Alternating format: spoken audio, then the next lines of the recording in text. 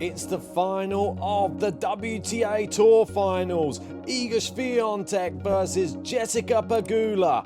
This is the preview. Let's go through it. And here are our two finalists. Iga on the left, Jess on the right.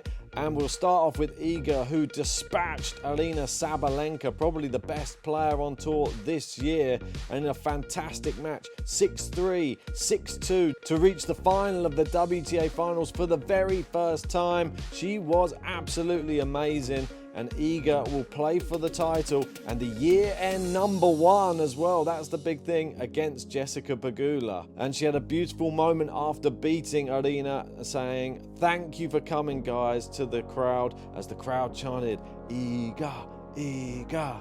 She says, "Thank you for cheering. I really appreciate it. You give us energy to play from December to November. I'm really grateful. I'll see you tomorrow."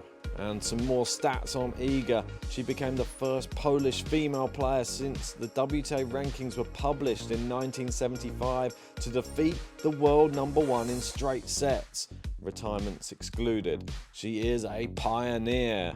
And since the current round-robin format was introduced in 2003, Iga is now the player with the fewest games dropped to reach the final, 19, level with Justine Henin in 2007. Shocking. Also, more stats for Iga. It is the first time in Iga Swiatek's career that she defeats 4 top 10 players in the same event.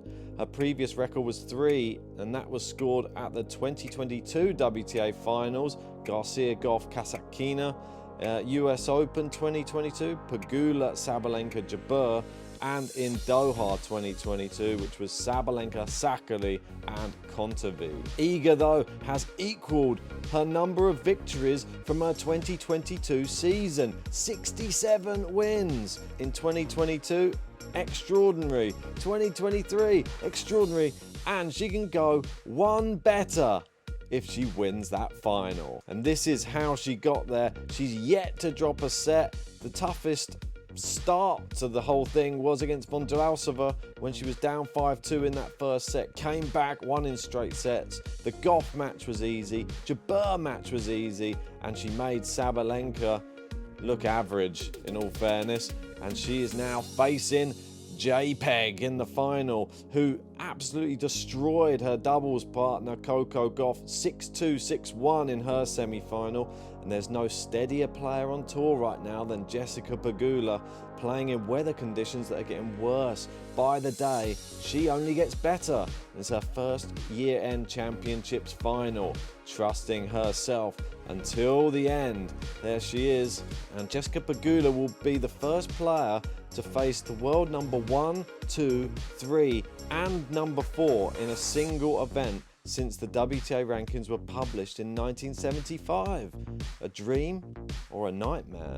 Well, she's playing pretty well in these conditions, so if anyone can do it, maybe Jess can. And this is another big statistic going into the final. Jessica Pegula is 51 wins, 0 losses when winning the first set in 2023. Only 2 other women have gone undefeated after winning the first set for an entire season. Victoria Azarenka in 2012 with 60, and Lindsay Davenport in 2001 with 53. Not bad company to be in, I totally agree. Jess Pegula has won 9 consecutive matches as well. She won the title in Seoul and 4 matches in the WTA Finals. Now her longest career winning streak. What a run she's having. And she came out and said this about her role in American women's tennis.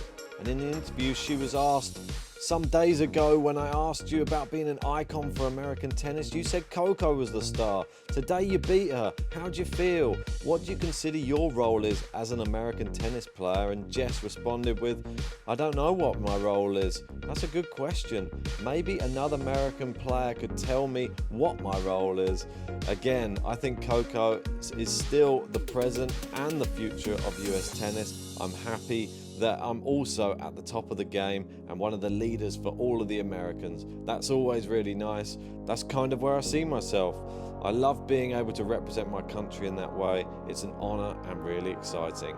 I'm not sure what my role is yet, so maybe she'll work out her role after this final. And this is the run that she's had, not dropping a set either, beating Rybakina, beating Sabalenka, beating Sakkari, and then also Goff to meet another person in the final who is yet to drop a set. So let's go and have a look at the head-to-head.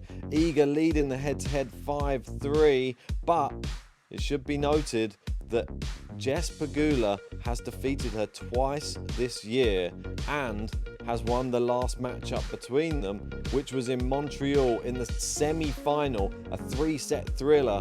But it just goes to show, when Jessica Pegula plays her best tennis, she can really rival Iga Swiatek. But let's get on to my prediction. How do I see this one going? Well, I think it's going to be a really tough matchup for both of these ladies. And I think the first set is all important. And I think the first set goes to Iga. But I don't think it gets done there. I think Jess Pegula takes the second set and we go into a third set shootout in which I think Iga is going to dominate. I think she's going to step up. She's going to hear the crowd and she's going to take it relatively comfortably with one break of serve. But let me know your predictions in that comment section below. I want to hear all your thoughts. Who do you think is going to win? Do you agree with me? Or do you think Jess Pegula is just too strong right now? Want to know all your thoughts. And if you haven't done so yet, hit a like, subscribe, and join us for the final. It should be epic.